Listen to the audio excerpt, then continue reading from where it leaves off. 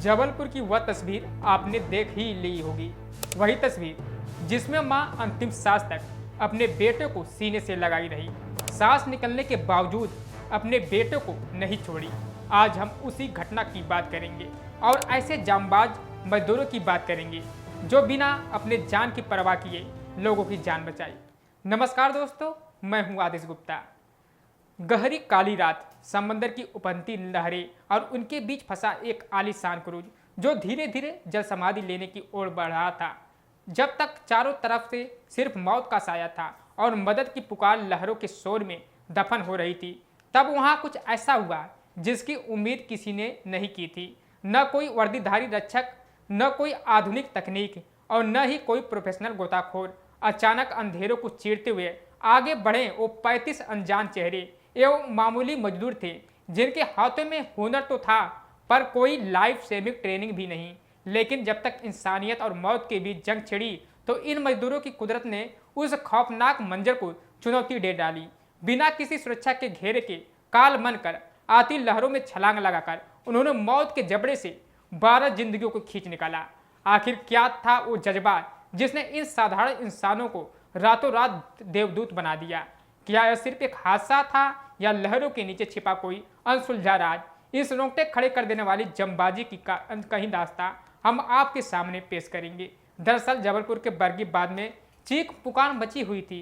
Cruise लहरों में समा रहा था। तब वहां पास ही जल जीवन मिशन के तहत पुल का निर्माण कर रहे करीब 35 मजदूर मौजूद थे। वह अपनी जान की परवाह किए बिना जैसे उन्होंने क्रूज को डगमगाते देखा, उन्होंने अपने औजार को फेंक दिए और प्रोफेशनल रेस्क्यू टीम के आने का इंतजार किए बिना बाद में कूद गए। धीरे धीरे कई लोगों को मौत से मुंह से खींच लाया। सबसे बड़ी बात यह है कि इन मजदूरों को बिना किसी सुरक्षा उपकरण के उफनती लहरों में छलांग लगाकर इंसानियत की बड़ी मिसाल पेश की है। इन नायकों में पश्चिम बंगाल के 22 साल के रमजान की कहानी सबसे रोमांचक है। रमजान ने बताया, मैंने नाव को डूबते देखा तो एक पल भी नहीं सोचा। उन्होंने अपने शरीर पर एक रस्सी बांधी और करीब 25 फीट ऊंची चट्टान से उफनती पानी में छलांग लगा दी।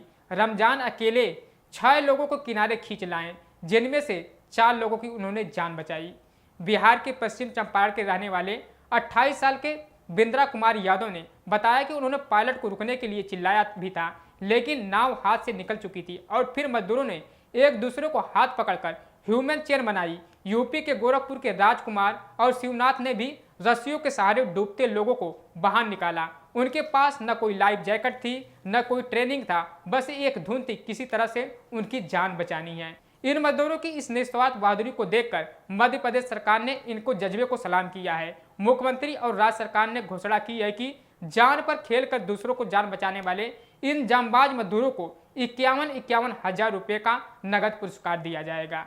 थोड़ा आपको इस खबर को बारे में विस्तार से बता दे दें कि उस दिन क्या हुआ था। मध्य प्रदेश के जबलपुर में एक दर्दनाक हादसा उस समय हुआ जब नर्मदा नदी के बैरगी डैम में सैलानियों से भरा क्रूज डूब गया। बताया जा रहा था कि इसमें 30 से 40 लोग सवार थे। इनमें प्रशासन को अब तक 900 मिली हैं। जैसे क्रूज डूबा तुरंत हड़कंप मच गया और लोगों को चीख पुकार सुनाई देने लगी। इसके बाद स्थानीय लोगों एसडीआरएफ टीम तुरंत मदद के लिए दौड़ पड़ी और 22 लोगों को डूबने से बचाया गया। इन लोगों को सुरक्षित बाहर निकाला गया। यह घटना साबित करती है कि वीरता का संबंध किसी विशेष ट्रेनिंग या पद से नहीं बल्कि व्यक्ति के चरित्र और साहस से होता है। जहां एक ओर मौत का तांडव था, दूसरी ओर अथाह संबंध था, वहां इन 35 मजदूरों ने अपनी जान की बाजी लगाकर यह बता दिया कि इंसानियत से बड़ा कोई धर्म नहीं होता है। 12 जिंदगियों को नया जीवन दान देना किसी चमत्कार से कम नहीं था। आज के इस दौर में जहां लोग अक्सर दूसरों की मदद से कतराते हैं, इन मजदूरों की निस्वार्थ बहादुरी हमें एक समाज के रूप में जागरूक करती है। ये मजदूर भले ही इतिहास के पन्नों में साधारण दिखें, लेकिन उन 12 परिवारों के लिए हमेशा भगवान के रूप यानी देवदूत बने रहेंगे। उनकी यह कहानी आने वाली पीढ़ियों के लिए प्रेरणा का एक ऐसा दीप है जो सिखाती रहेगी यदि इरादे फौलादी हो तो बिना संसाधनों के मौत को भी मात दी जा सकती है। आपको यह खबर कैसी लगी कमेंट बॉक्स में जरूर बताइएगा। ऐसे ही तमाम अपडेट खबरें देखने के लिए हमारे साथ बने रहिएगा। तब तक के लिए जय हिंद दोस्तों।